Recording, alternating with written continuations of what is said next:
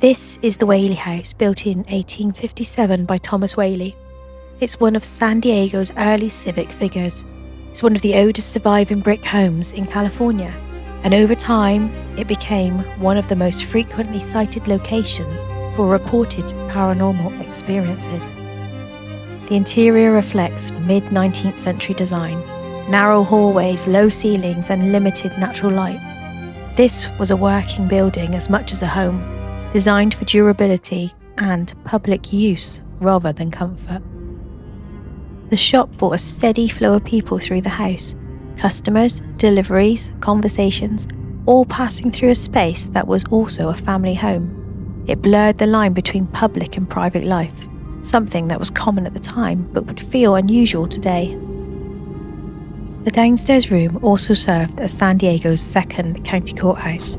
Trials were held here during the late 1850s, often in close quarters with little separation between legal proceedings and everyday life. Decisions made in this room carried serious consequences: fines, imprisonment, and social judgment, all delivered without modern acoustics or privacy. Visitors and staff have long reported the sound of heavy footsteps here, described as slow and deliberate, even when the room is empty. These are among the most consistently recorded accounts associated with this house.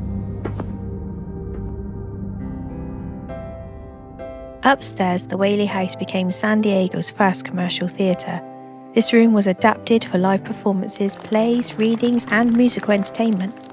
Seating was temporary and removable, allowing the space to change purpose quickly.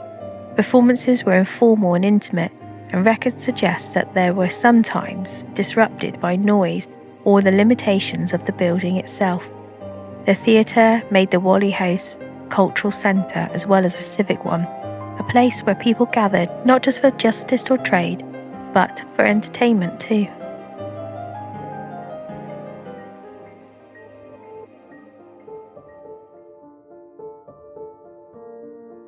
Before the house was built, this land was used as a public execution site. Hangings took place here in the early 1850s, a documented part of Old Town San Diego's history. Inside the house is an interior archway, marking the approximate location where the gallows once stood. Rather than removing this history, the Whaley family preserved it within the structure itself. One of the most well-known individuals executed here was Yankee Jim. Visitors and staff have reported hearing heavy, deliberate footsteps near the archway, particularly during quiet moments. These accounts are recorded, though no physical source has ever been identified.